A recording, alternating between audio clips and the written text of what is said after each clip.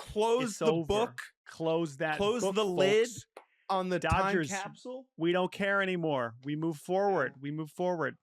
I'm closing the book, Jordan. Okay. Hello and welcome to Baseball Barbacast, the only baseball podcast in the world that knows there is nothing more underground than a time capsule. I'm Jake Mintz.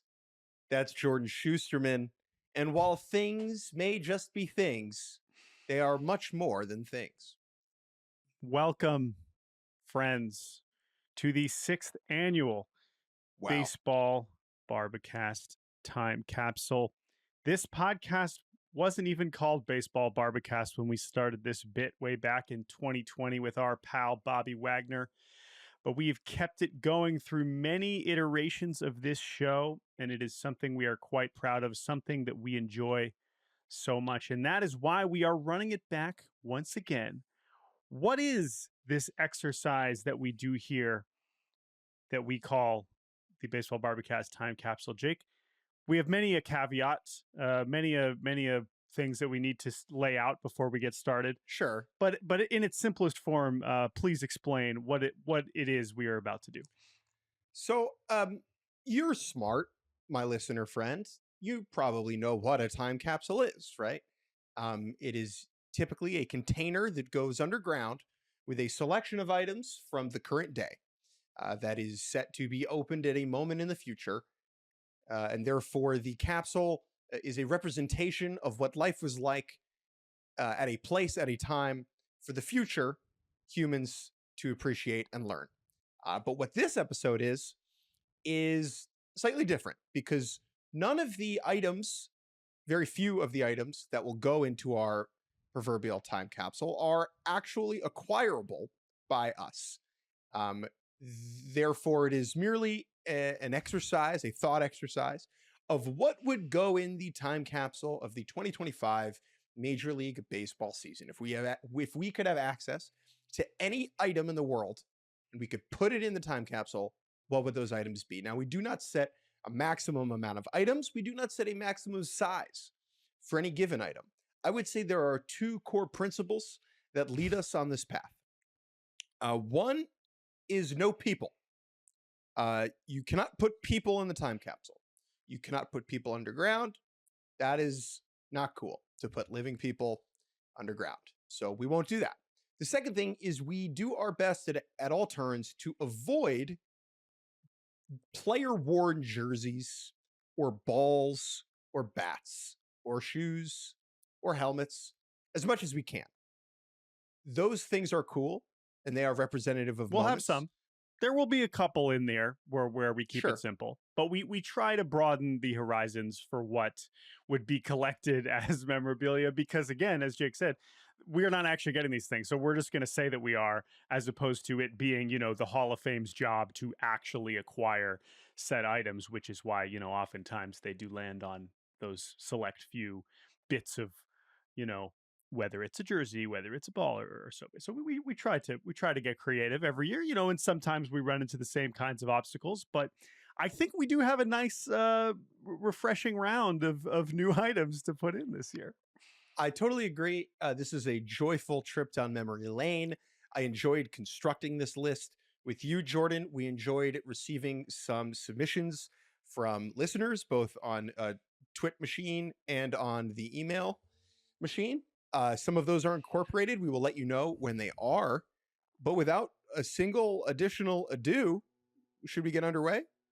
Yeah, I think my last caveat is we will certainly forget things. It's a long season. We did our best to go back. We are going to do this chronologically because we think that is kind of a fun way to reflect back on the season and be like, oh, man, that happened on that date. Oh, that was then. Not every team will be represented. There will be storylines that we miss, some of which has been an editorial decision, some of which I'm sure we completely flubbed. And you should let us know at baseballbarbacast@gmail.com. But as you said, yes, Jake, this is really just a good way to wrap up the season and officially put it to bed or put it in the ground. I am wearing my Avril Lavigne Greatest Hits Tour t-shirt. This will be the greatest hits of 2025, as well as some hits that you definitely forgot. Jake, we begin, of course, on the other side of the world. In Tokyo, where this season began, we decided against including any spring training items. If we forgot any spring training storylines, let us know. We begin in the Tokyo series, Jake, and we have 2 items from the Tokyo series that we would like to put in to our time capsule. And we begin with, of course, the most important baseball player in the world, and that is Shohei Ohtani. In the second game between the Dodgers and the Cubs, way back on March 19th, Shohei Ohtani hit a home run. Or did he? The Dodgers won the first game, a fairly sleepy game, 4-1. Yamamoto was good. But in that first game, there were no home runs. However, in the second game, there was a home run. But there were actually a few home runs. We had Tommy Edman homered off Justin Steele. Remember Justin Steele? We had Kike Hernandez homered off Justin Steele. That home run I remember. There was no doubt about that one. And then in the 5th inning, Shohei Ohtani hit a baseball very high to right center field off of Nate Pearson. And it appears that multiple fans wearing Shohei Ohtani jerseys reached over and hit the ball that then fell down onto the outfield warning track, then interfered, and it didn't look like a home run. But they reviewed it, and they were like, you know what? Shohei Ohtani in Tokyo, second game of the season. Are we really going to party poop this with a replay review? No, we are not. Shohei Ohtani, there's your first homer of the season. And we are going to take the fans' jerseys, the Ohtani jerseys, many of which were worn at the Tokyo Dome on this day. We're just going to take these 2 closest to the Ohtani incident, and we are going to put them in our time capsule. I would say this moment stands out because you and I are not particularly susceptible to conspiracy theories. No. At all. Not at all. And yet, this was the closest I have ever come to the MLB is pushing the scales for Shohei Ohtani. Because this, when you watch it back, was so clearly not a home run. And, and the league, whoever was in charge was just like, you know what? Yeah, like, screw it. And hey, maybe replay, maybe there's an angle that we didn't see. That was also part of the fun of it, is like they didn't really show it that many times because they were like, ooh, this is gonna look bad. Again, I am so for MLB promoting Ohtani literally at every turn. I wish they tweeted all caps Ohtani stuff more often so that more fans could get annoyed that the amazing baseball player of all time is getting quote unquote too much love. No, it's ridiculous. We love Ohtani. He deserves all the credit in the world. But this was one situation where I was just like, and again, maybe it was 8 a.m. and we were just like, come on, guys. But we laughed at this. So kind of a funky way to start this off, but I stand by it. I just think that if Michael Conforto had hit that ball, they would have spent a little more time on the review. I'll just leave it at that. The other Tokyo series item that we're throwing in there is Pete Crow Armstrong's Takashi Murakami beanie.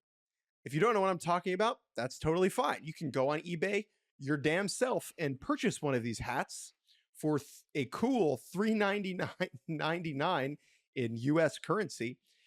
Major League Baseball and this artist, Takashi Murakami, did a collaboration with like a bunch of Cubs and Dodgers gear ahead of the Tokyo series.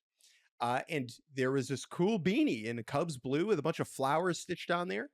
And PCA got one and then proceeded to wear it effectively every single day of the baseball season. There's an interview that he did with Chris Rose over at John Boy Media in the middle of July, right before the All-Star game in Anaheim, where PCA is outside wearing the hat. It never left his head except for games when he was playing. And we felt that PCA should be represented in the time capsule because he was one of the more important storylines of the year. Yeah, and to us, the biggest Cubs story, obviously Kyle Tucker being on the Cubs was a big deal, but PCA, especially for those first few months, was just an unbelievable. And honestly, for how bad he was in the second half, that was also a very memorable turn of events. So that is our Cubs representation. Again, we didn't try to put everything, make sure every team was represented, but PCA, absolutely one of the biggest stories of the year. And we will take his beanie into the time capsule. All right, we move to the actual regular season. And folks, where else to begin but in the Bronx with the absolute home run barrage that the Yankees delivered against the Milwaukee Brewers over the weekend. Jake, you were there. You covered, I think, either all of these games, or at least 2 of them. And of course, folks, this is very simple. The torpedo bats. Yes, that was this season. The torpedo bats craze was brief, but my goodness, did it make us do a lot of work. Let's decide whose torpedo bat is the most appropriate to put into the time capsule. Again, folks, if you don't remember, the Yankees hit 9 home runs in the second game of the season against the Milwaukee Brewers. They won 20-9. They also hit a few more that weekend, sweeping the Brewers in what I believe was the only time the Brewers got swept all season. So that is a hilarious thing to kind of add to the significance of this weekend. But yes, the Yankees were swinging silly bats and every ball was going over the fence. So which silly bat are we putting in the time capsule? Has to be Anthony Volpe's silly bat, because for those first 2 games after the Brewers got bludgeoned by the Yankees, Anthony Volpe was hitting a cool 250, 400, 1000 with 2 home runs. And it was like, oh my God, is this bat going to propel Anthony Volpe into an all-star power hitter? I would say that at the end of the season, the answer was a pretty resounding no, as he finished with just 19 home runs and an 83 OPS plus. But it really just goes to exemplify how big of a deal that was, right? The extent to which torpedo bats crossed over says something about our society. Some of it good, much of it weird, some of it bad. It was the most fad baseball thing I can remember since fighting necklaces. Yeah. And it was not harmful in any way. It was just a very silly thing. And we would be, doing a disservice if we did not include one of these torpedo bats in the time capsule. Yeah. And I think Volpe then homered 2 more times in their next series against Arizona. So he had 4 in his first 5 games. Not and that was it. Many more hits after that. We know there was a lot that went on with Volpe's season that we will then remember courtesy of this bat. But I do think that Volpe's in particular, something that we learned as we started to research and understand these bats, is that some looked goofier than others. And Volpe's really did have the most bulbous bowling pin shaped bat. Like that was, when I'm picturing a bat that looks silly and looks torpedo bat like, it's the one that Volpe was saying. Because some of the other ones were way more subtle, and you'd really have to kind of zoom in and be like, oh, okay, yeah, I guess that technically counts. But Volpe's, man, there was nothing subtle about that thing. And yeah, just the amount. And then the number one question I do wonder still forever is just, if it wasn't the Yankees, how much would people have cared? If it wasn't the Yankees and they didn't score that, like if it was the same thing. And the Brewers were healthy. Right. Nestor Cortez wasn't pitching. But that's the other funniest part, is that the Brewers were just like being laughed at for, 3 straight days. And then, best record in baseball. More on the Brewers later. All right. We move to April 9th. Oh my goodness. This is a big one.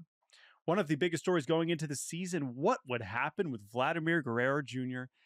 and the Toronto Blue Jays? Would this be his final year in Toronto? Free agency looming. Spoiler. Nope, it wasn't. Could they get a deal done? Get traded. We thought, they don't get it. Could he get traded? Oh, could he get traded? He could still get. And we thought, right, like, oh, well, if they don't get an extension done before opening day, like, oh man, take to the house. He's gone. And remember, also another important thing, we were like, the Blue Jays stink. We're like, okay, great. Maybe you give them an extension. And on April 9th, they get it done. $500 million, 14 years for the face of the franchise. And most importantly, Canadian-born Vladimir Guerrero Jr., of course. And that is why the item we are going to take to celebrate Vlad Jr.'s season is his passport, his Canadian passport, which would be a massive inconvenience for him to have taken from him. However, I would imagine after the season that he just had, he could probably make a couple phone calls and get a new passport in short order. So I don't feel bad I don't feel bad. Ooh, yeah, Vlad might be one of the few people that could just show up to the border without a passport and they just wait. You're good, man. Oh, yeah. Come on through. Vladdy. But I just think that he was the guy. He was the guy. And you know what? I went back and looked, and you did your annual list going into the season, the most important people of the season, and Vlad Jr., I believe, was number 2. Yeah. And there was a version of this season where Vlad Jr. signs the extension. Well, so and the Blue Jays are just kind of meh. And it's just like, cool, Vlad's on the Blue Jays. Like, I'm happy about that. We're all happy about that. But like, it's not that important. That's not what, and to be clear, why I had him at number 2 was many of us thought that Vlad was going to just do the Soto thing, right? Where it's like, how big of a year can he have before he gets to free agency, and how high can he get that number? And when the season starts and there's no extension, that's just where we think we're going. And instead, they come to the agreement. And honestly, like, he's really good during the regular season, right? And the Blue Jays have a great year. But I would not have said he was a top 10 most important player during the regular season until the playoffs. No. And then in the playoffs, you know what happened. He's the face of this franchise. He accomplishes everything but the last step. But boy, oh boy, did he raise his stock in the eyes of a nation. And in some ways, it was indeed the year of Vlad. Let's move forward, skip ahead a month. We're flying. It's May 8th. And Kyle Freeland, starting pitcher for the Colorado Rockies, sheds a tear or two. By this point in the year, it was obvious already that the Rockies were terrible. On May 8th, the Rockies played a doubleheader. In the first game, Kyle Freeland, who is from Denver, who loves being a Rocky, allows 9 runs and they lose 10-2. They lose game 2, 11-1. And at this point, their record is what? Is 6-31. Oh. So they're 6-31. And Kyle Freeland, after his outing, goes to the podium. I believe in between games of the doubleheader. Maybe this was after the second game, but I'm pretty sure it was in between games. And Kyle Freeland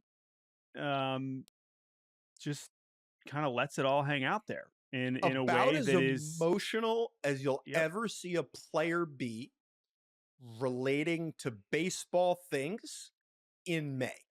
Yes, right. Great way to put it. And he just gets really emotional. Keep believing in us. He's shedding tears, and he says, keep believing in us, stick with us, right? This is a Rockies lifer, both in his career and as a Colorado native. And after that, they lost game 2. 2 days later, they lose 21-0. They win the final game in that series against the Padres, but then Bud Black gets fired after a lot of losing. June 1st, they get swept. They drop to 9-50. And at that point, we're like, all right, like, Kyle Freeland, tears be damned. Like, we're going White Sox. Your record's only going to stand for a year. But Warren Schaefer and the boys battle back and only lose 119 games. Kyle Freeland, once again, makes, I think, another 30 starts, right? That's what Kyle Freeland does. He shows up and pitches for the Rockies. But Kyle Freeland, we are taking Kyle Freeland's hoodie that he dabbed his tears with during this emotional press conference just 6 or 7 weeks into the season, right? I mean, they were far from rock bottom, but they were getting pretty close. And we obviously had to have something to commemorate the Rockies in 2025. And that is our choice. Kyle Freeland's tear-soaked hoodie. One day later, after Kyle Freeland shed some tears, so did much of the world, as a new pope was chosen to lead the Catholic Church. Pope Leo the 14th, becoming the first American pope in the history of the church. Why do we care about that? Because he's the baseball pope, baby. Pope Leo, who is from Chicago, is like revealed to be a legitimate White Sox fan. And a photo of him at the 2005 World Series comes out. And in that picture, he is mid-phone call on just a perfect 2005 era cell phone. So we're going to go ahead and take that cell phone that the Pope is on, wherever it is, whoever he was talking to on the phone, presumably God. So we're going to take that phone and we're going to go ahead and throw it in the time capsule. Lord knows the Pope doesn't need it anymore. Well said. Robert Prevost, yes, this photo, which came out courtesy of the Chicago Sun-Times. we should also point out, as we referenced earlier, what was the biggest story of the Cubs season? There was a couple hours there where the Cubs tried to claim the Pope as a Cubs fan. They tried to claim the Pope. I believe the Pope Leo's brother was like, "What are you talking about? He's a White Sox fan. Come Pope on, the brakes."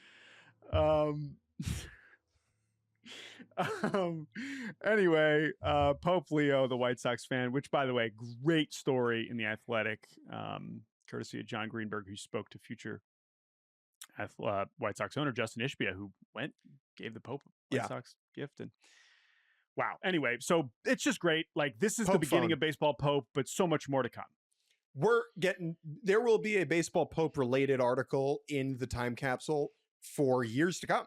I feel pretty strongly that this is not the last time baseball Pope makes an appearance on the time capsule. And what is the Vatican if not a time capsule? By the way, underneath they've got all that stuff in there. It will be interesting if this is an annual baseball Pope appearance, or if we don't see another Pope appearance until he throws out the first pitch at a White Sox game, which is hopefully that will happen. Hopefully. All right. Hopefully. We move forward to May 16th. From a man beloved in Chicago to a man polarizing in New York, Juan Soto indeed plays his first Subway Series match after departing the Bronx for Queens during the previous winter. The Mets headed into the Bronx for a 3-game Subway Series set against the Yankees. I was at those games. In his first plate, there was like the fans turning their backs to Soto as he ran out to the outfield. There was a whole lot of booing. But what we're going to put in here to commemorate Soto's first season with the Mets and the tension involved with the Yankees is the helmet that he wore up to that first plate appearance, because ever the showman, Juan Soto took the helmet off and tipped it to the crowd to say thank you as they booed him into oblivion. And you could tell when you watch the video back, like, he knew exactly what he was doing. He's basically laughing. I think it's Austin Wells behind the plate. I assume it is. And Soto kind of gives him some love, and he's like, "Oh man, here we go.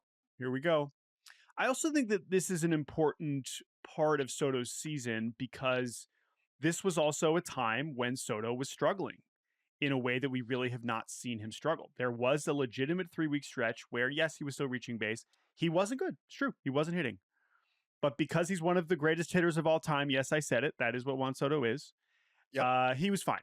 He got back on track and finished third in NL MVP voting because, of course, and everything was fine with the New York Mets. Oh, more on that later. May 25th. May 25th. This is a double header here. Fascinating double header here on May 25th. Little did we know how important this day would be. Oh my God. May 25th is a Sunday.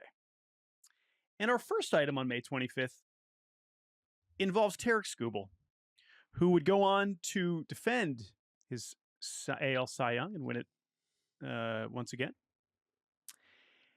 What happened on May 25th is that the Tigers and Guardians engaged in a morning baseball game. Yes, our favorite Roku morning leadoff. RIP. That means that the game began at 11:35 in the morning in Detroit. But you know who was ready? Tarik Skubal. You know who was not ready? The Guardians offense. Tarik Skubal basically gives us the best pitch game of the year. Complete game, 2 hits, no walks, 13 strikeouts. Final pitch of the game, only his 94th pitch, 102.6 miles an hour from Tarik Skubal. This was the best pitch game of the year. And the fact that it started at 11:35 a.m., we wanted to give Skubal some credit. How did he do it? We assume that he was, as a great Philly once said, beamed up. Hashtag beamed up. We're going to take Tarik Skubal's coffee cup from that morning, whether he picked it up from a local coffee establishment in Detroit, whether he made it at the ballpark, however he consumed his coffee to be able to pitch one of the most dominant regular season outings we've seen in a long time at 11:35 a.m. first pitch.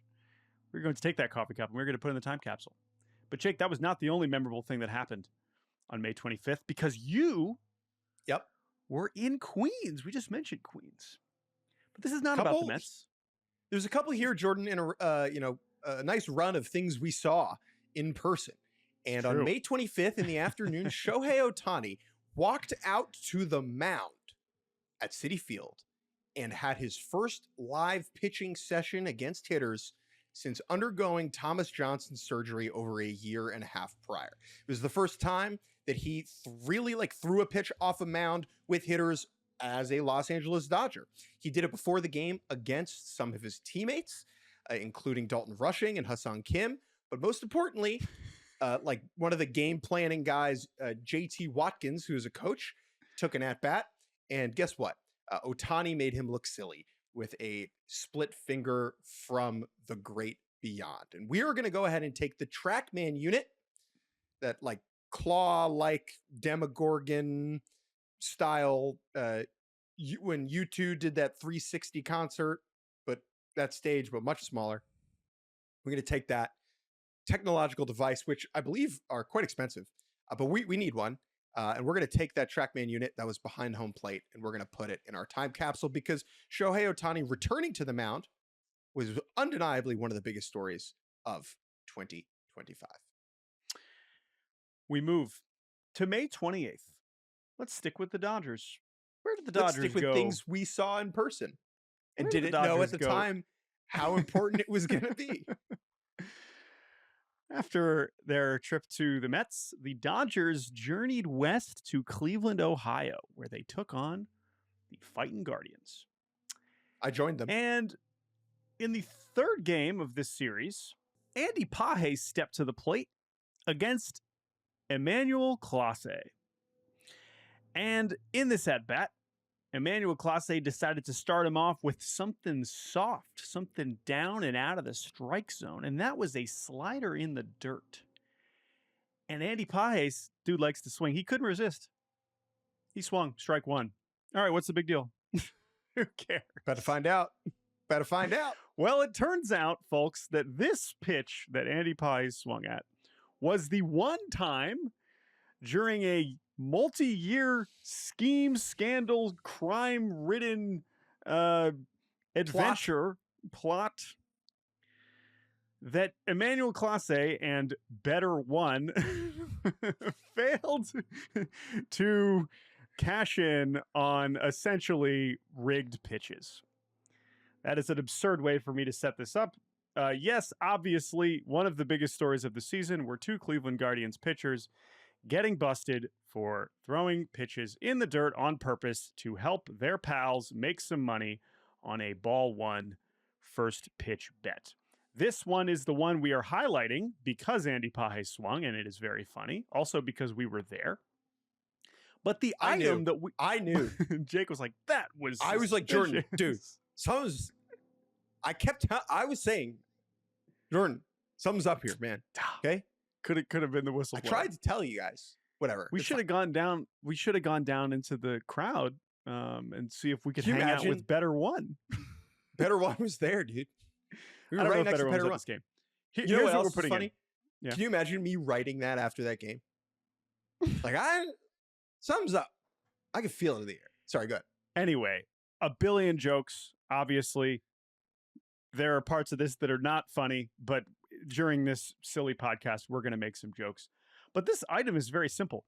Once MLB is done with it, and the FBI and whoever else needs it is done with Emmanuel Clase's phone, we're going to take that.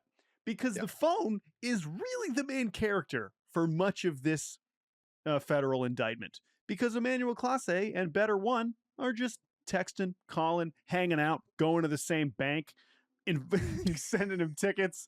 Like, this phone, sending him gifts. Sending him gifts. Sorry, Andy Pages swung. We lost $4,000, whatever. Oh no. This phone it was the whole thing. If he, here's the thing. Are you going to make the same joke that I'm going to? Go ahead. I'm going to say, you know what you're not allowed to have in prison? Can't have a phone.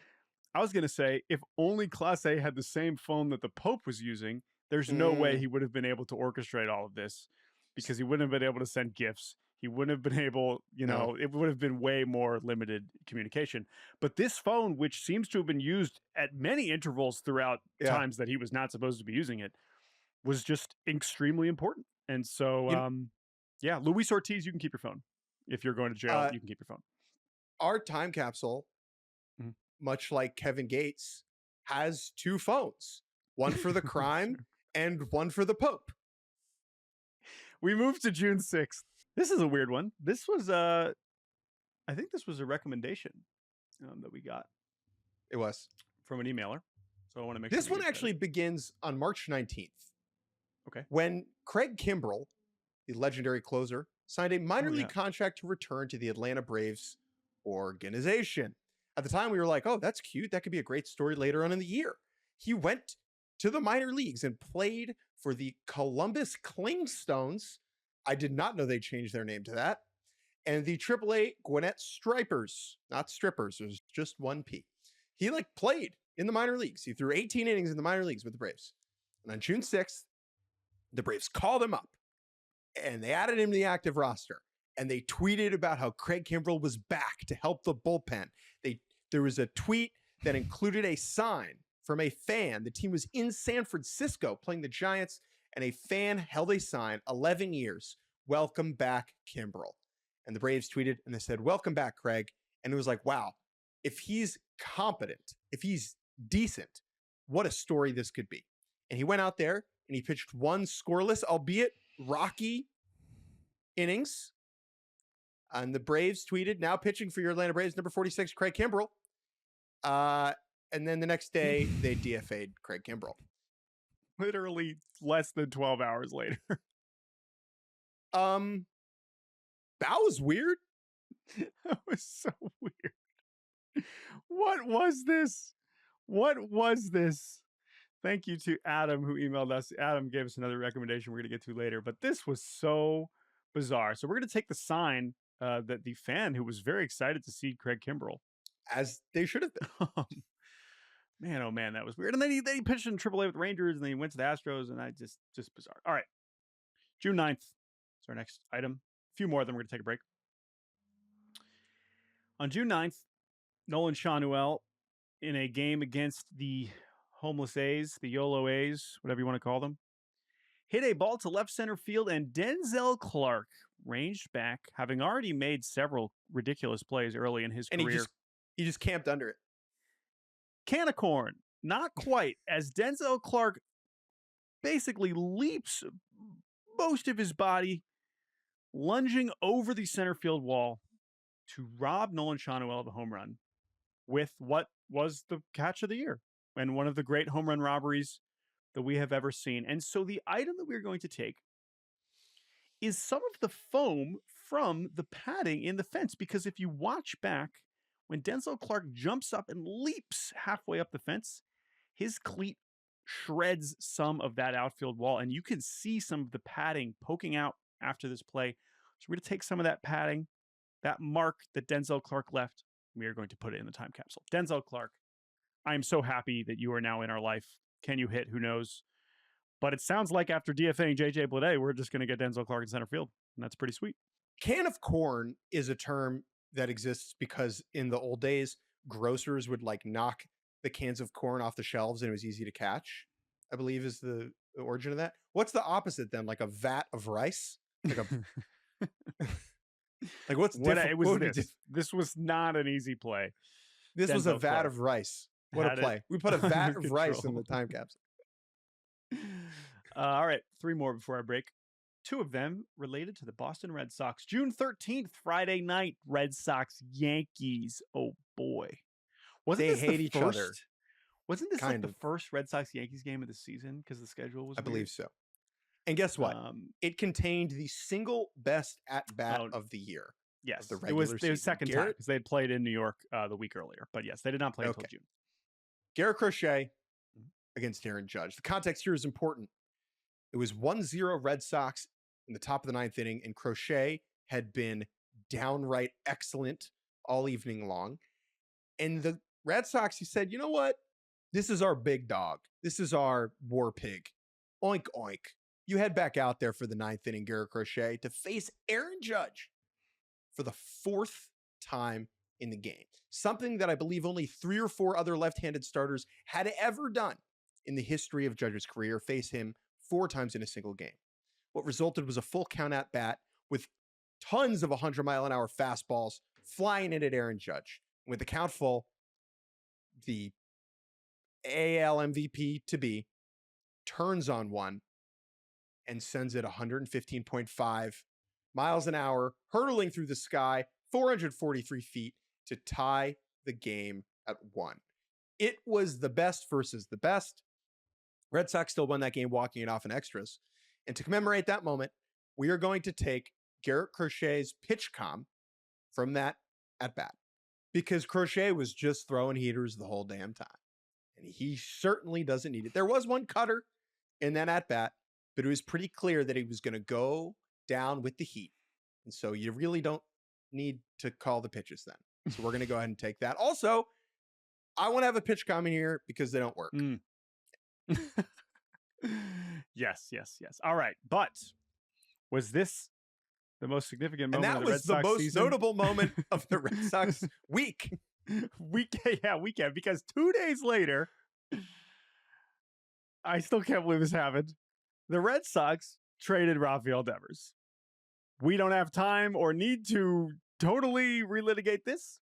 It is one of the most shocking trades that we have had in our lifetime. Shout out to Robert Murray for reporting it and everyone Big thinking Bob. He got hacked. But this one is very simple. What item are we going to take? We're taking Rafi's third base glove. Not his first base glove. You could say, his first base glove because he refused. He didn't need the first base glove and he didn't want to play first. No. It's the third base glove because they basically took that away from him when they signed Alex Bregman. And then when the Giants traded for him, Matt Chapman's there. So while he did play one game at third later on in the season, if he ever plays third again, he's going to have to get a new one because we have it in our time capsule because Rafi Devers playing third. That is the crux of all of it, as much as it was him playing first. Goes back to Bregman, goes back to the Giants, goes back to Clase, goes back to all of it. And yeah, it's obviously one of the biggest transactions of the 21st century. Yeah, that's what it was. Rafael Devers. July 6th. You intro this one before we take a break. Okay. July 6th. We wanted to have something to reference the fact that Mike Rizzo and Davey Martinez were fired by the Nationals. This is a huge deal for the Washington Nationals because these guys have just been in charge. They won a World Series in 2019, and their leash extended far beyond when they were. I mean, they've essentially been losing nonstop since they won the World Series in 2019. Second most losses since, behind only the Rockies. But they made it all the way till the middle of 2025 until the Nationals leadership decided, that's enough. We are moving on. It is time for a new chapter. And so after the Nationals game on July 6th at home, where they lost to the Boston Red Sox, the news comes out that they've been swept. And the news comes out that Mike Rizzo and Davey Martinez have been fired together. And so, we could do Mike Rizzo's employee badge would be an option. Something involving Davey Martinez. But we got a little bit of a story here that Jake has been waiting to tell, and we are deciding to unleash it here on the Time Capsule podcast for Nats fans in particular, who will certainly enjoy this. So take it away, then we'll take a break. Into the capsule goes a hat that belonged or still belongs to Shinosuke Ogasawara, a hat that has the logo of Andrew Chafin's family farm on the hat. All right, that's up. What? Here's the story, friends. The Nationals, for some time, had been planning to do a dress-up day where everyone on the team was going to dress up as Andrew Chafin. Chafin, a very well-liked veteran journeyman reliever who is something of a character around MLB. If you've ever interacted with him, he is something of a delight. Quite like the man. He is, how do I describe this story? He's rural and loves it. Proud. Rural and loves proud. it. Yep. Rural and proud. And he has his own family farm, and the logo on the hat is like the MLB logo, but with a tractor. And what I believe is a little sheep following the tractor around. And anyway, they thought it would be funny, the Nats, if everyone wore a hat and a fake mullet and a mustache and dressed up as Andrew Chafin, for a road trip. Hey, guess what? It was the day that everyone got fired. And my understanding of the situation is that the Nationals, after the game, after getting swept, got on their Andrew Chafin outfits, walked onto the team bus. On the team bus, they were then summoned off the bus and into the locker room, where they were informed by the powers that be. I think it was, I assume, the owner of the Nationals, that Davey Martinez and Mike Rizzo had been let go. And the entire team was wearing Andrew Chafin's hats. Many of the guys were wearing fake mullets and mustaches. I think everyone was in flannel, like Andrew Chafin. And the reason we're taking Shinosuke Ogasawara's hat is because this was his first day in the major leagues after like a decade of pitching in Japan. The Nats signed him over the winter. He pitched in AAA, came up, made his first career start that day, allowed 4 runs in the first inning, went back to the clubhouse. Someone said, "Hey, we're dressing up as Andrew Chafin," handed him a hat and a flannel and a mustache and a mullet or whatever. And he was like, "All right." And then they fired the GM and the manager. And then they got on a bus and then a plane to St. Louis. And so we're going to go ahead and take, it is one of my favorite stories of the season. I've not told it before this moment. So we're going to go ahead and take Shinosuke's Andrew Chafin costume to go into our time capsule. Definitely a cow, not a sheep.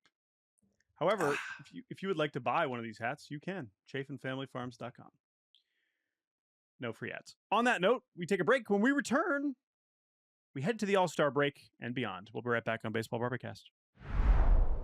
And welcome back to Baseball Barbacast. The beat rolls on, and we move ahead to the All-Star game, the Home Run Derby, which was won by Mr. Cal Raleigh. We're not taking anything that belongs to Cal Raleigh to put in the time capsule, are we, Jordan? No, we're not. Although, does this technically belong to Cal Raleigh? I don't know. Cal Raleigh won the Home Run Derby, and Cal Raleigh hitting home runs is obviously one of the biggest stories of the season. Of course, the ones he hit in actual games were far more important, but because he also won the Derby, we wanted to commemorate that.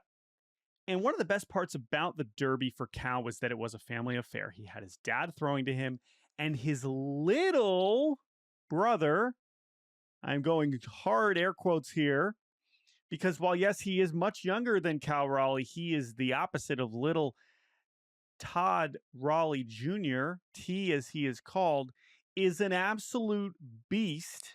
15 years old, I believe he's already like 6'5". But little brother of Cal Raleigh, Todd Raleigh Jr., was catching during Cal Raleigh's Home Run Derby performance. And so we're going to take Todd Raleigh Jr.'s catcher's gear from his time behind the plate watching his brother hit a bunch of home runs and win the Home Run Derby, because it is a reminder of how important catching is in the Raleigh family. It is a reminder that Cal Raleigh was doing both all season long, catching over 1,000 innings en route to 60 home runs.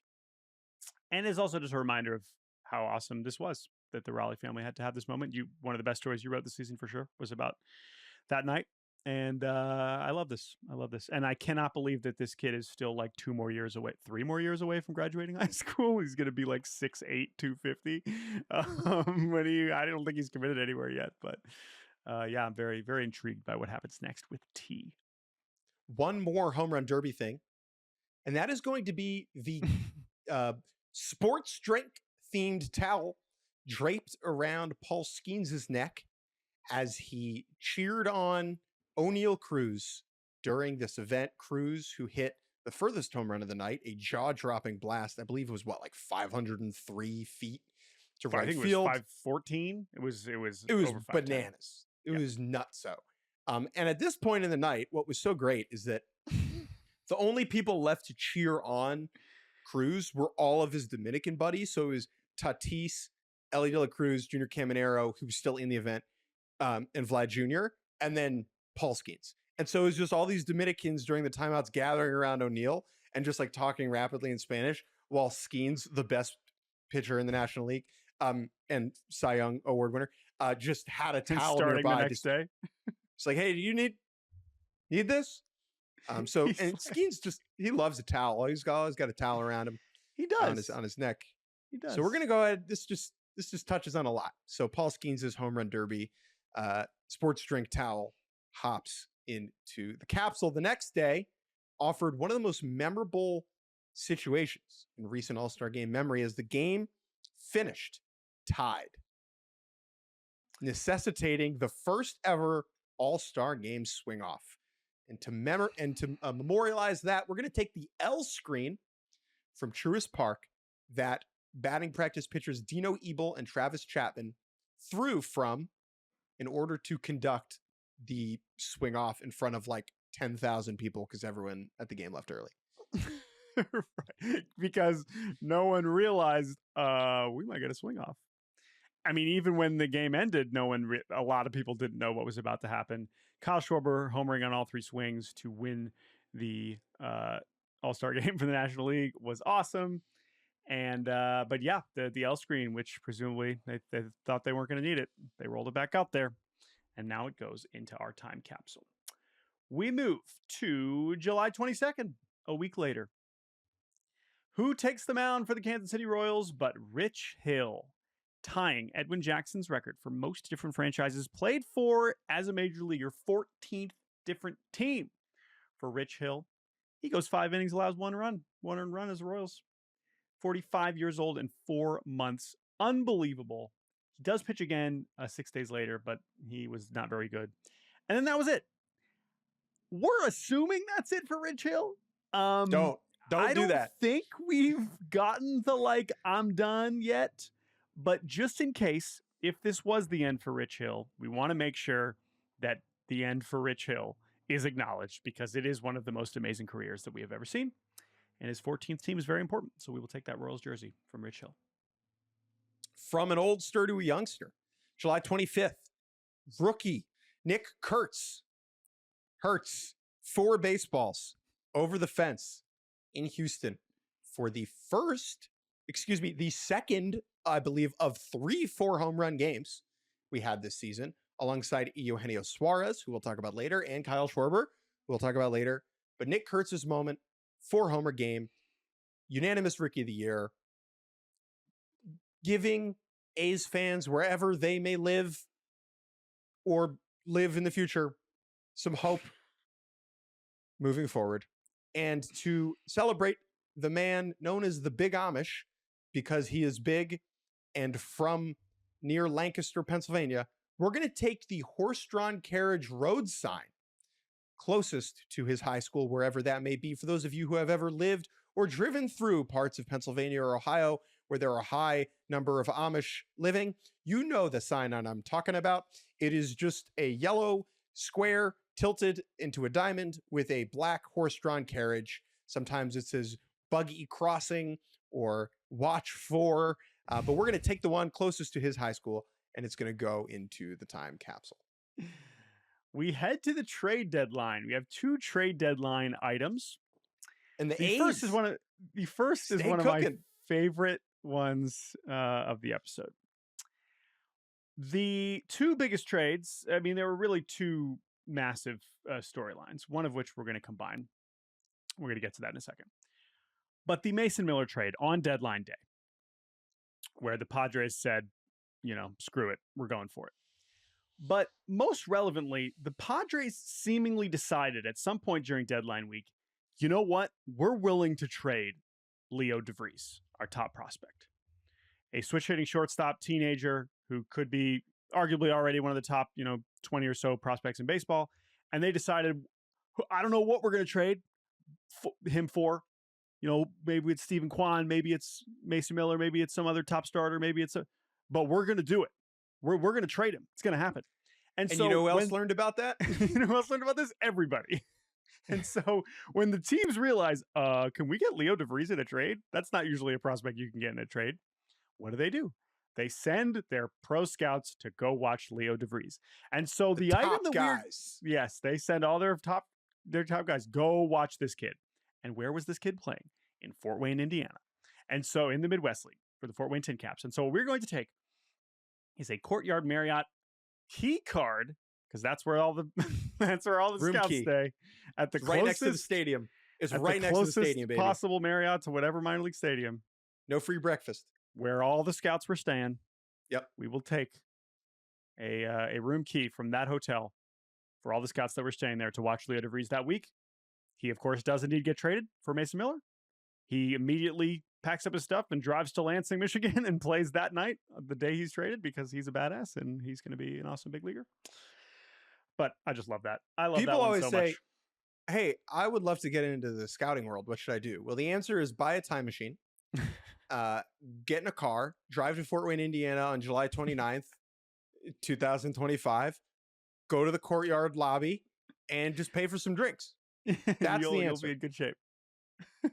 Second biggest storyline of the deadline involved the Minnesota Twins trading away 11 players in 4 days. Most notably, Carlos Correa, who they salary dumped back to his former team, the Houston Astros. Obviously, they traded away essentially their entire pitching staff as well, plus Willie Castro, Harrison Bader, Ty France, so many guys. But the item that we're going to take, because we do think Correa is the biggest name here, even though he did not end up making the biggest impact for the rest of the season, but we're going to take Carlos Correa's winter coat, or whatever his warmest bit of clothing was that he certainly gathered during his time in Minnesota, for at least maybe he's not spending his off seasons in Minnesota, but we know he certainly had some cold early months during his time as a Twin. But no longer necessary, as he is now back with the Astros and doesn't have to worry about those cold early months, let alone the offseason. And so Carlos, it was a nice time, a very strange stint as a Twin. We're going to take that big winter coat because you do not need it anymore. Not even a little. August 1st, our next item. It's the pocket pancake, baby. Okay, this is like when everyone's freaking out about the Brewers. When the world realizes that the Milwaukee Brewers are for real. They're winning every 5 minutes. And during a Friday night baseball telecast, Pat Murphy reaches into his back pocket during a conversation with Trisha Whitaker, and he pulls out a freaking flapjack, and he bites into it. And it went very viral because a manager eating a pancake out of his pocket on television is the type of thing that the people love to see. So we're going to go ahead and take one of those pocket pancakes. Now, are we going to take it? I would probably just say, let's make a pancake, put it in Pat Murphy's pocket, and then take it out, because the one that he ate on the broadcast has obviously since been converted into another form of energy since then. So we might have to like pocketify a pancake. Either way, this goes in the capsule. This was win number 1 in their 14-game winning streak, which we will come back to shortly. But first, a brief diversion as we head to Bristol, Tennessee, where they play a Major League Baseball game, or at least they try to. Boy, did they try. On a rainy day in Bristol, Tennessee, 92,000 paid spectators arrived at Bristol Motor Speedway to watch the Braves and Reds play baseball, and the rain said, not so fast. Oh, should have built a roof. Should have built a roof with the field. 92,000, of course, the most ever tickets sold to a Major League Baseball game. That is not how many people were there. However, there were a lot of people there, and it was a mess because it rained, and there aren't usually baseball games with this many people, let alone at, NASCAR stadiums.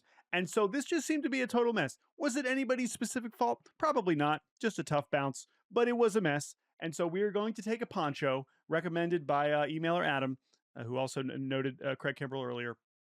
Just take a poncho, whatever the most soaked, just miserable form that represents how messy that day was. The game gets ultimately suspended. Yeah. In the third inning, they come back and play the next day. There's no one there. Definitely not in front of 90,000 people. Again, a lot of these Jewel events, we love MLB trying these new things. I hope they keep doing it.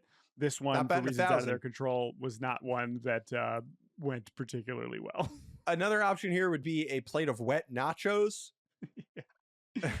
Yeah, the food items at this event did not seem super awesome. All right, anyway, back to the Brewers. It had a little Fire Fest. It was some Fire Fest energy. All right, we go back to the Brewers for 2 more items. And Brewers, that's going to be the end of their items for their sake. All right, August 9th. Another one of the biggest stories of the year in the shooting star category of like, whoa, that was like, wow. Did you see that? That was very brief, and then who knows what happens from there. Jacob Misiorowski, one of the stories of the All-Star game. Oh, does he belong? Is this a sham? Whatever. We're not here to relitigate that. What we are here to do is celebrate the very rare Charizard that he pulled opening a pack of Pokemon cards and looking happier than he ever has in his life. Jacob Misiorowski, who throws 104 miles an hour and might be the next great pitcher in Major League Baseball. We still don't really know. Yep. No idea. But he's just like a total dork who loves Pokemon. But and I love that. The reason that this is perfect is because he, more than any player I've ever interacted with, exudes I'm still a child. Now, maybe that is because we hit the big 3-0, but yes, Misiorowski is the first player that feels of a different generation to me. And nothing, I mean, maybe this is demeaning, but I think that a Pokemon card represents that childish love for life and exuberance more than anything else. Jordan, how much does one of these cards go for? You are a Pokemoner. That's a great question. More than me. The one that he pulled, I'm not sure. Again, I still do like Pokemon, but I'm not really in the trading card space. So I'm sure someone else could tell us. But again, when the rich athletes are pulling the fancy cards, it's not even necessarily about the money as much as it's just like the luck and how much he probably freaking loves Charizard, which is awesome. It's not about like, oh, how much money am I going to make? It's that Jacob Misiorowski loves Charizard. I think that is true because as far as I can tell, not that expensive. Okay. But again, that's the thing. I don't think it's about like, oh my God, I'm going to make bank. He's just a fan of he's a fan of the Pokemon. He's a fan of the OG Pokemon. We stick with the Brewers for one more item. We go to August 14th. And that is the date that they win their 12th game in a row. They would win 2 more after that, but the 12th win was most important, Jake, because it clinched free George Webb burgers, who have this promotion and have a promotion dating back a long time that if the Brewers ever get to 12 wins in a row, free burgers for everybody in Wisconsin. And that is what happened. The Brewers, with that win streak, started with the pocket pancakes. They swept the Nats in D.C., swept the Braves in Atlanta, swept the Mets at home, swept the Pirates at home, went to Cincinnati, won 2 more games. And yeah, so we're gonna just take a burger from George Webb hamburgers. I know this is one of your favorite stories of the year. It indeed is, and I would like to just give an edit. Jordan, according to the Internet Machine, Jacob Misiorowski pulled a 1999. It was a pack of Pokemon cards from 1999 and got a holographic Charizard, and a PSA 10 version of that at Sotheby's is going for $450,000. I was going to say, I would like to, obviously the graded element of that is a little different, but yeah, if that's a 10, that's halfway to league minimum. Yeah. Sorry, I'm not a Oh yeah, card boy. no. Charizards are kind of a big deal. I didn't know which specific one he pulled, but that's no joke. But Shouts out to Sotheby's getting another. Shouts out to Sotheby's, baby. No, the burger is great. I think more teams should do this. Just set a get together with a company, be like, there's a 1% chance that this thing ever happens. And then when it does, it'll hit really hard. August 28th, 2 weeks after that, we're going to put in the original Abbott Elementary script that had to be ripped up and or edited when Kyle Schwarber clonked 4 home runs in a single game. The story here, Abbott Elementary, a wonderful television show, was set to record an episode at Citizens Bank Park during a game and had agreed in advance that Kyle Schwarber, the man, the myth, the legend, the Phillies DH, who hit 56 home runs this season, would participate in a special guest appearance to be filmed after the game. Now, that got a little bit more complicated when Kyle Schwarber went out during the game and homered 4 times. That meant the script had to be edited, and because the writer was on site, they were able to make some of those changes. They are reflected in the episode. And so what we're going to do is the original script, not the one with the 4 home runs, but the one that was written understandably not expecting the guy in the episode to hit 4 home runs. Right. And again, there's so much awesome stuff about this that Schwarber agreed, if he had gone, because he's like, whatever, I'm Kyle Schwarber. If I strike out 5 times, I'll do it. I'm chill. He's like, I strike out 5 times all the time. Right. All right. We have 5 more regular season items before we take another break. We go to Baltimore at the nadir of the Dodgers season. Having just been swept by the Pirates, the Dodgers arrive in Baltimore, trying to show everyone, no, it's fine. We're fine. Everything's fine. I'm editing it. On Friday night, Chandler Scott allows a walk-off home run to Samuel Basallo. It's like, oh my God. You just got swept by the Pirates. Only time capsule they belonged in was deep in the ground. People wanted to like, bury the Dodgers. This team stinks. There's no chance. It can't get any worse than this. Swept by the Pirates. Crushing walk-off home run. Oh, Orioles stink. What are we doing? Yoshinobu Yamamoto comes out on Saturday and he says, we're done with this nonsense.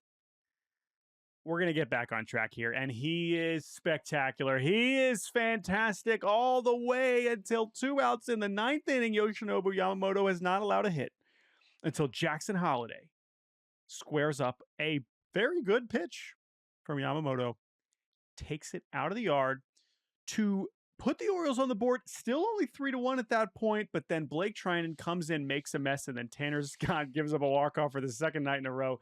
Dodgers lose. Oh my goodness.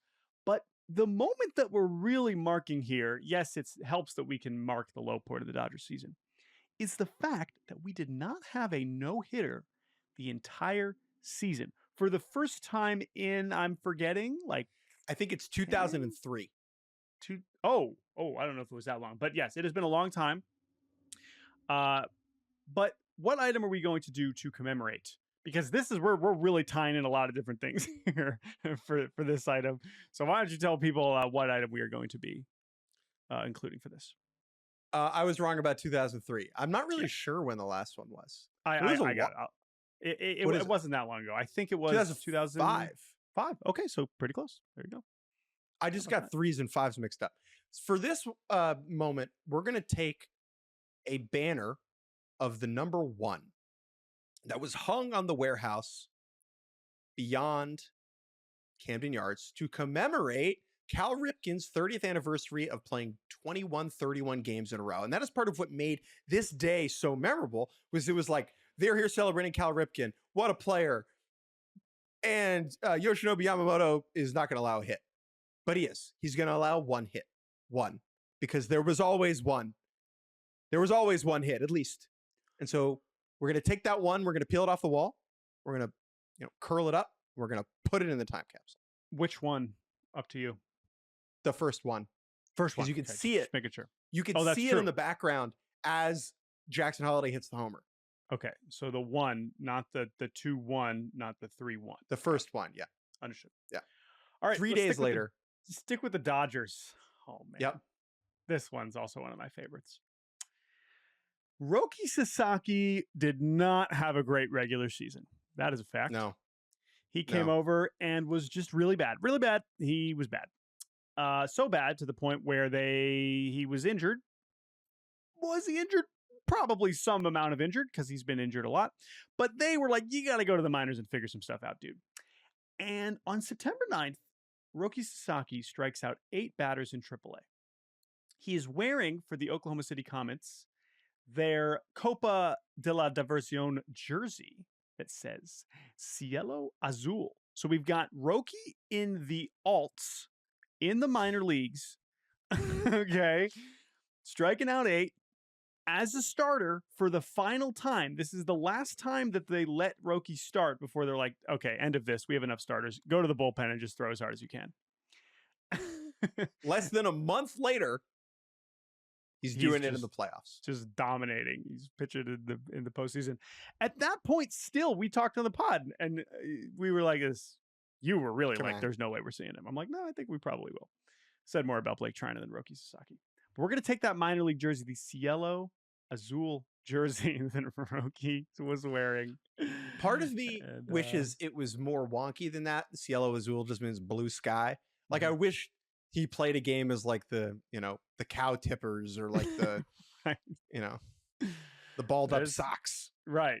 They could have been way sillier, but it's good that it's a minor league jersey. Like, it's like, we need it to be, because that's like, again, Ohtani never played. Roki Sasaki's minor league jersey from September 9th.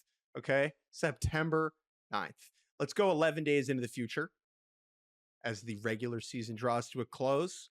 we're going to take Victor Robles's unmistakable pink arm sleeve that he was wearing when he made a game-ending double play diving catch to rob Carlos Correa in what was effectively the Mariners winning the AL West over the Astros, the team's first division title since 2001. This game did not actually clinch it, but it made a comeback unlikely and insurmountable, effectively.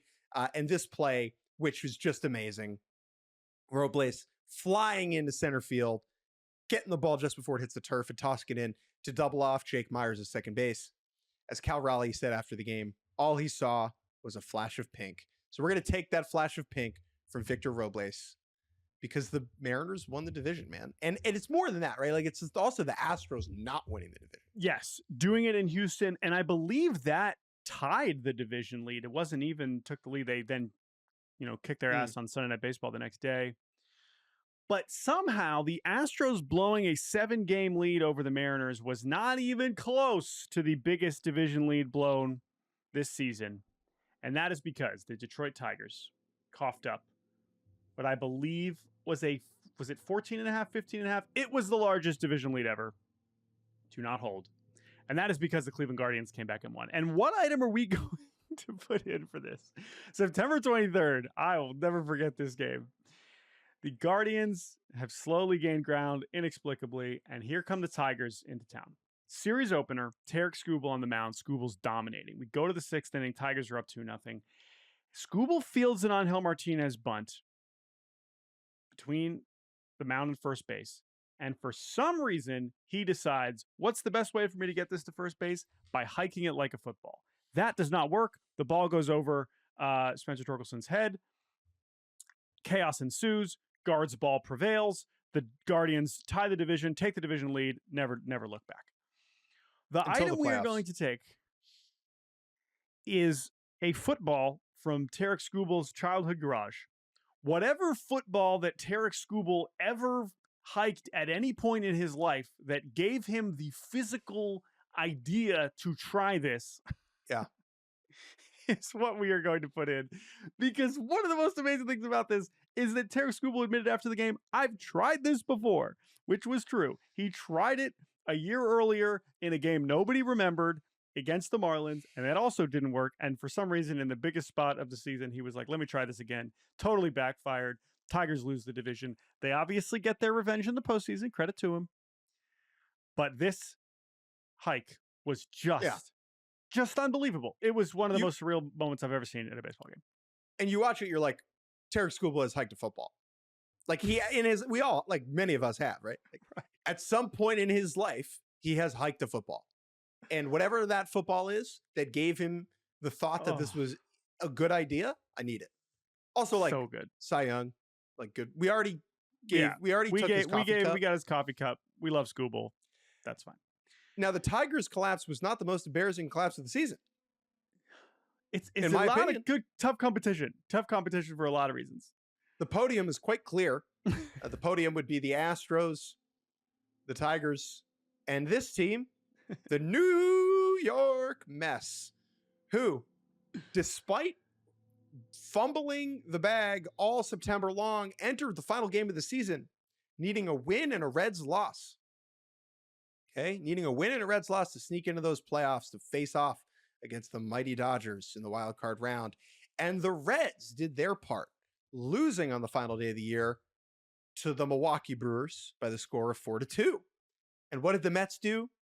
I guess in some ways they held up their end of the bargain, getting shut out in Miami by the Marlins in one of the most embarrassing late season collapses that I can remember. And to exemplify the impossible fact that the New York Mets in 2025 were 0-70 when trailing after 8 innings. I believe they were the only team that did not ever come back. What we're going to take is Sean Manaea's rally cap that never worked. Sean Manaea, who at various points throughout the year could be seen on the dugout steps with a hat folded inside out on his head, if you watch the clip of the final out of the Mets season, it is Francisco Lindor grounding into a double play. And the camera cuts back to the dugout, and Manaea is taking his cap and unfolding it from a Raleigh cap back into an actual cap because the Mets were 0-70 when trying And that's to come the thing. That Raleigh cap, which he really started to popularize last season, famously working brilliantly when Pete Alonso hits that home run against Devin Williams and they come back in the ninth inning against Milwaukee, literally did not work one time. Amazing. In 2025. Sorry to Sean and I. All right, we're going to take Great another guy. break. It's so funny, though. We're going to take a break. When we return, it's time for the postseason. We'll be right back on Baseball Barbacast. And welcome back to the end of Baseball Barbacast. It is time for the postseason. I look outside my window and I see autumnal leaves on the ground. But before they all fell, they were up on the trees in crisp shades of red and yellow and orange. And therefore, there was nothing better than the postseason. And boy, did we have a wonderful postseason. And we will begin on October 2nd. Which I think was Yom Kippur night, the night of Breakfast. It was also Wild Card Game 3. Yankees, Red Sox in the Bronx. The biggest rivalry in the sport. One survives, one Cancun. And what happens that night? Rookie hurler for the Pinstripes, Cam Schlittler, dominates 12 Ks in 8 innings. Schlittler, a Massachusetts kid who grew up a Red Sox fan, shoving it against his old favorite team. That also set off a very odd Twitter mess involving Schlittler and Yankees fans that we're not going to take sides on. This is all to say, Cam Schlittler, we're going to go ahead and take your Massachusetts driver's license. Because you're from New York now. This is an interesting one, though. Fun contrast to the Vlad Jr. passport that we selected earlier, because while I don't know if Cam Schlittler still needs a Massachusetts driver's license specifically, probably a little harder for him to get a new one. Now than Vlad getting another. Yes, now Schlittler Vlad getting another passport. So this is definitely more of an inconvenience in terms of taking someone's legal documents. Sure. However, his father, John, is the chief of police in Needham, Massachusetts. Oh, okay. So And he's got some hookups. Okay. Pops could probably grease the wheels a little bit and get him a new ID. at the old DMV, the precinct, or DMV, or whatever you want to call it. All right, Cam Schlittler. Sorry, we have your driver's license. We move to October 5th. I love this one.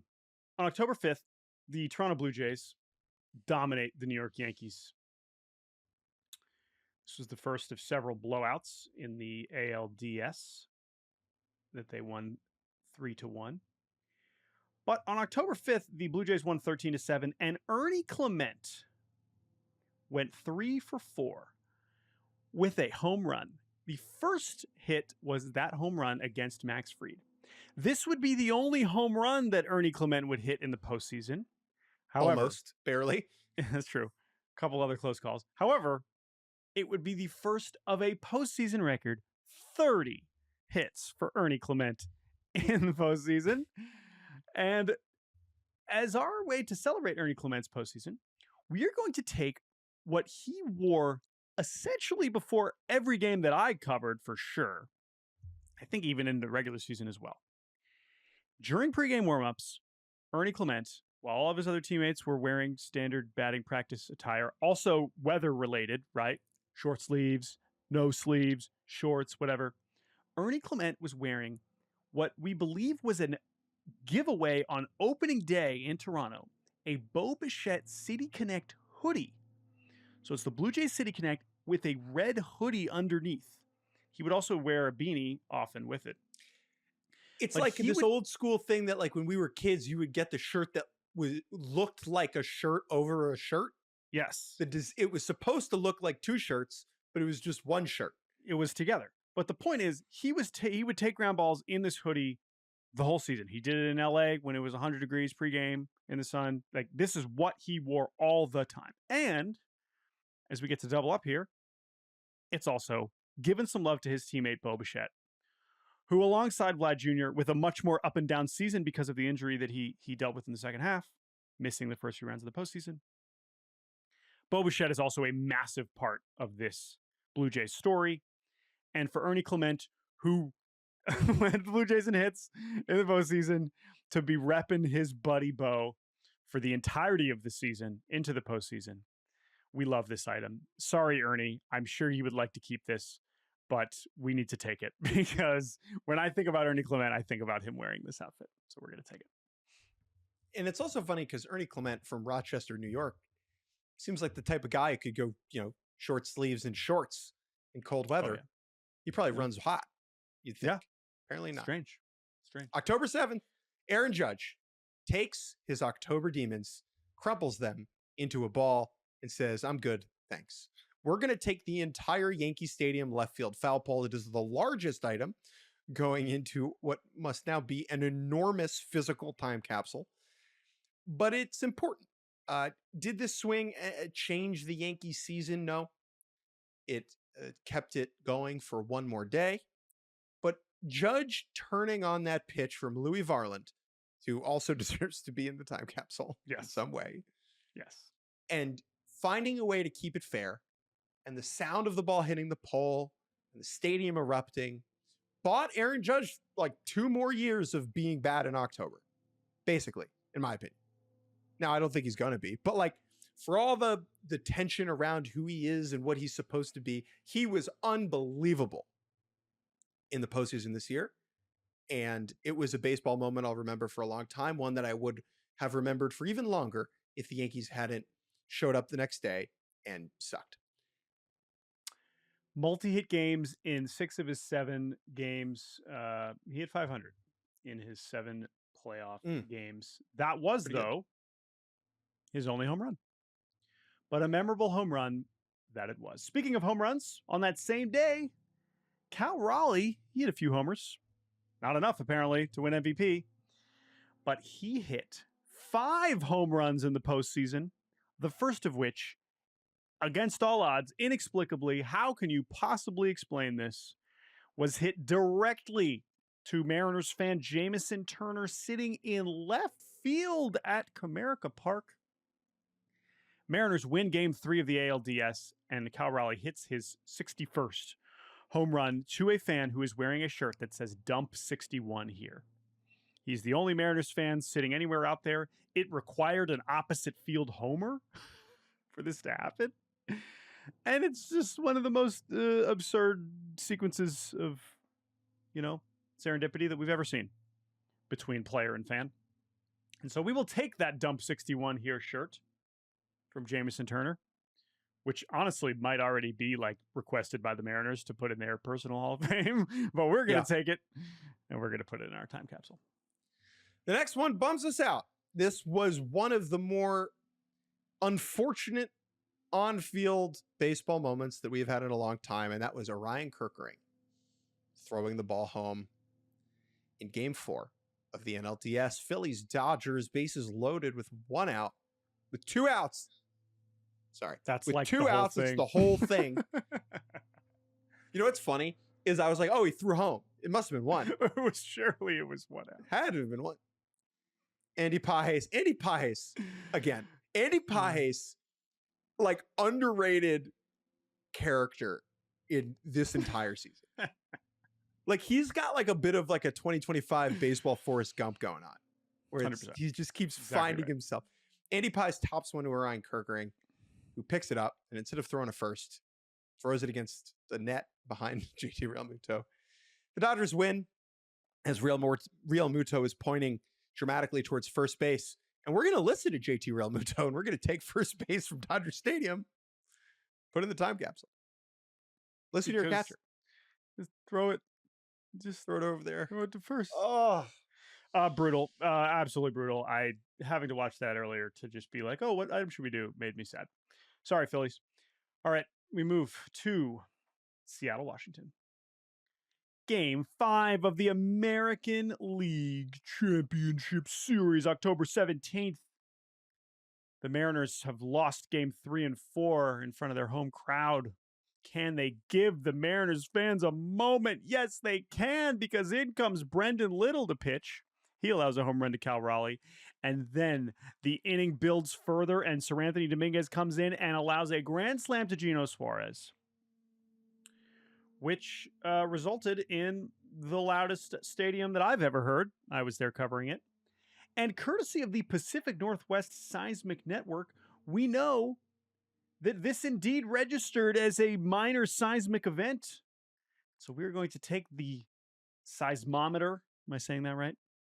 Seismometer courtesy of the PNSN that said, like, oh my God, yeah, this Geno Suarez grand slam indeed registered as a significant seismic event in the Seattle area. We're going to take that seismometer. We're going to put it in our time capsule. Surely after the Mariners won this game, they went to the World Series, right? Nope. Because 3 days later, George Springer said, hey, Jordan, was that the loudest you've ever heard a stadium? Check this out. I'm going to hit the game-winning home run in Game 7 of the ALCS against not Andres Munoz. But what we're going to take to celebrate George Springer's heroic Game 7 home run is a straight ripoff of the item we did last year. Last year, we took Freddie Freeman's painkillers. He was in all kinds of pain as he was the World Series hero. George Springer, after fouling a ball off of his knee, or taking a fastball off of his knee. Not a foul. Earlier in the postseason, straight off his kneecap, and was limping around. Clearly just could not move at all, really, for multiple days, if not weeks after this. He just kept on playing, kept on hitting leadoff, and of course hit this home run. So whatever the hell George Springer was taking to get through this postseason, I want it. I want that. And deliver some of these big hits, we will take those drugs and we will put them in the time capsule. Thank you. And honestly, the most helpful thing for future generations. True. Probably. If they're not expired, I don't know how long. Well, it could expire, but like if you have to dig up all the stuff, probably sore. Right. That's true. We have one more Blue Jays item before we finish with our Dodgers finales. And that, of course, is simple. That is the pull-out couch that Addison Barger slept on before hitting the first pinch hit grand slam in World Series history in Game 1. This is a pull-out couch that apparently already was put on display in the lobby of the hotel. This is just absurd. This is an absurd thing. It's too easy. It's too funny. The fact that Addison Barger was staying with Davis Schneider in Davis Schneider's hotel room the night before Game 1 of the World Series is already funny, speaks to their friendship, speaks to the story of the Blue Jays. But what a thing. What an absurd thing that was Addison Barger hours. But that is what he slept on. That is the sleep that he got in order to deliver that swing. If the Blue Jays win the World Series, that bed gets auctioned off for legitimately ridiculous sums of money. Yep. But that is our final Blue Jays item. Listen, there are so many things for the rest of the series that could be Blue Jays positive, but the Dodgers won the World Series, so we're going to focus on them. We begin with another bit of reporting that we never really put out there. Maybe this was included in some other people's stories, but you might have saw that Game 3 went 18 innings. That had some interesting ramifications on those in attendance, not just the people covering it or the players in it or the fans and all those people. But the Dodgers had many, many, many team employees beyond just those who were normally there at Dodger Stadium for that game. And as part of it, win or lose, they were going to have a post-game celebration to thank their staff who have spent the season traveling around the globe to help make the Dodgers better. That celebration never happened. Why because not? This game went 18 innings. And so we heard from people who were invited to said celebration that we know that work for the Dodgers.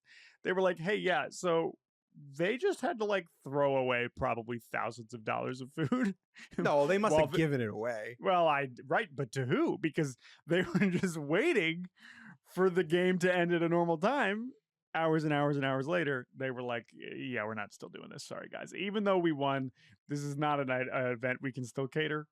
And so we're going to take some of that food waste and we're going to put it in our time capsule to celebrate the game that would never end. How much of it was non-perishable? We can say right. A lot. This is very disgusting. But we already have some food in here, so why not? Shohei Ohtani that night delivered perhaps one of the greatest games of all time. I realize we're not including the one from the NLCS. I thought about that. But we are going to include the one from the World Series. You could pick something from his 3-homer, 10 strikeout game against the Brewers. That's fine too. How about the Brewers scouting reports, both for his on the pitching and hitting side, that did not. That's perfect. That failed. Work. But what we're going to do is that after he reaches base 9 times, homers twice, a couple doubles, 5 intentional walks or 4 intentional walks, he had to go to sleep because he had to pitch the next day. And so we're going to take Ohtani's fancy pillow, which he has bragged about before in his GQ Things I Can't Live Without series. It's like the first thing you see in the video is him with his pillow. We wonder, how does Ohtani do it? He gets really good sleep. How does Ohtani get good sleep? I still don't really know, but apparently the pillow has something to do with it. And so we're going to take that pillow from him because it must have contributed to him getting enough sleep to pitch. Not awesome, but better than he did in Game 7. Like, better than I could have pitched. Yeah. Than anybody else could have pitched, that's for sure. I truly believe better than anybody else could have pitched in that situation. I feel confident that Shohei did the best possible outcome. So we will take Shohei's pillow. Can I just say again, he went 4 for 4 with 5 walks. 4 of those were intentional, and there were 2 home runs. And then he went to sleep, and then he pitched the next day. And then he went to the podium, and the first question that he was asked was me asking him how much sleep he got. And then that video was put on to Jimmy Kimmel, and I got made fun of. So that was a sentence. That is a thing that happened. 6 innings. What a world. He went 6 innings. Game 7, baby. Let's do it. All right, let's do Game 7. November 1st. Decent ball game. Could do a whole podcast. Good ball game. The Game 7 time capsule. I might watch that back later. Let's fast forward to almost the end. Blue Jays 2 outs away from winning the World Series. Uh-oh. Oh, no. Jeff Hoffman hangs a slider. Miguel Rojas. Yep. Hits a home run to tie the game. Can't believe it. Can't believe that happened. Yeah. I just watched it earlier and I was like, that's so close to the Blue Jays. It feels winning the World fake. Series. They're so close. They almost did it. They really almost did it. Now, they almost did it like 25 times. So you could pick all kinds of other moments. Game 6, end of Game 6. Remember that? But this is going to be the Miguel Rojas moment. What are we going to do to celebrate Miguel Rojas here? Well, at the beginning of the season, Miguel Rojas received a gift from Roki Sasaki, who he presumably had just met. And Roki Sasaki gave him some special sake from his native Japan in exchange for Miguel Rojas's number 11 jersey number. Miguel Rojas wore number 11 the last couple seasons with the Dodgers, but Roki wanted to wear 11 because that was his number. He said, here, I'll give you some sake.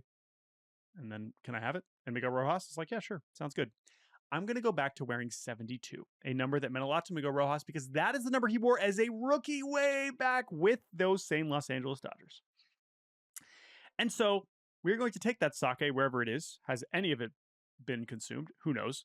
Whether it's an empty bottle or a full bottle, we are going to take that bottle to, represent Roki, to represent Rojas, to represent the duration of a season, all the things that can change in a baseball career, in a baseball season, in a baseball life, the combination, the friendship, the relationship between Roki Sasaki and Miguel Rojas. It's just beautiful. Roki Sasaki, who I guess then, is he pitching before or after Miguel Rojas? No, he doesn't even. He doesn't pitch in that game. What are you talking about? He doesn't even pitch in that game. He was down there.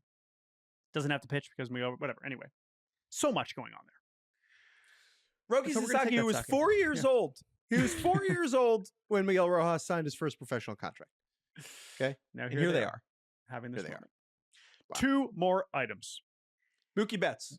Mookie Betts. I'm excited about this one. Mookie Betts ends the World Series with a double play. In a good way, though. Not like in the way that Alejandro Kirk did. Or Francisco Lindor to end the Mets season. Mookie Betts picks it up, steps on second, throws to first base for the first World Series ending double play since 1947. And Mookie Betts, who last year was laughed at as he attempted to play shortstop for several months, rated poorly, moved off the position. And we were like, that was weird. Why did they have him do that? Mookie Betts went into the offseason and he said, I'm Mookie Betts. I can do whatever I set my mind to. And him, with the help of Dodgers Major League Video Coordinator Petey Montero, shouts out to Fabian Ardaya, who reported this earlier this season, was taking an unbelievable amount of ground balls all winter long so that he could show up in 2025 and say, I'm a shortstop. Watch me do this. I will be a Gold Glove finalist. I will end the World Series with a double play, a beautifully turned double play. And no one, will my bat maybe go in the wrong direction? I will be good enough. I will be good enough defensively that no one will get mad at me for not hitting because I'm not hitting anymore. That's fine. Don't worry about that. Because I'm a damn good shortstop. So we're going to take that fungo from Petey Montero, the Dodgers employee who spent all winter hitting Mookie ground balls. We're going to take that fungo. Gig. We're putting it in the time capsule. To finish things off, Game 7. There was no bigger story than Yoshinobu Yamamoto. We're not going to take an item for him. We're going to go to the printer. We're going to print out a tweet. We're going to take that tweet. We're going to put it in the fanciest frame that we can find. We're going to frame that tweet. A tweet belonging to former big league outfielder and current podcaster, Josh Reddick, who on December 22nd, 2023 tweeted, how do you give a guy $325 million without ever throwing a pitch in MLB? That's how. Josh Reddick has been upfront about how he got this one wrong. Give him credit for that. It is so funny how thoroughly he got this wrong. My favorite thing is that when he went on his podcast and said, I don't think I regret it. I'd probably say it tomorrow if they gave that money to someone else. That's just my opinion. I'm allowed to have it on social media. He said that before Game 6, which Yamamoto threw very well in, and then also before Game 7 when he came out of the bullpen in one of the most shocking just pitching performances of all time. Crush City Territory podcast is good. Shouts out to friends of the show who host that with Josh Reddick. However, this is just, it's great. So we're going to frame that. We're going to print it out, frame it, throw it down in it's the whole thing. How do you do it? How do you, because he's going to do that. Now, did the Dodgers know that? Deposit. You do it via direct deposit. Was this the plan? In large Certainly not. Sums of cash. But Yamamoto, man, what a freaking thing. And that is what is going to sustain for sure. So while it might take a little bit of time to be like, oh, right, Yamamoto, how do you give, who's this about? Why is Josh Reddick? Who's this tweet? Oh, right. You'll get there. Because Yamamoto did that. There it is, folks. Our 2025 time capsule. Let us know what we missed, baseballbarbacast@gmail.com. I had a great time with this exercise. I hope you did too. That's you, Jake Mintz. That's the producer, Andrew Hartz. That's the listener, you listening. Thanks for listening. We insert name here. We are recording this earlier before Thanksgiving. You're listening to this after Thanksgiving. We hope that this is a nice travel companion, perhaps a little off-season break. But the offseason rolls on. We move forward. 2025 is in the ground. Close the book. Close that Close book, the folks. lid on the Dodgers time capsule. We don't care anymore. We move forward. We move forward. I'm closing the book, Jordan. Okay. Jake's closing the book. We are all done. Thank you all for listening to Baseball Barbacast, Time Capsule 6th Annual. And we will talk to you all next week where we look forward. Goodbye. We open a new book.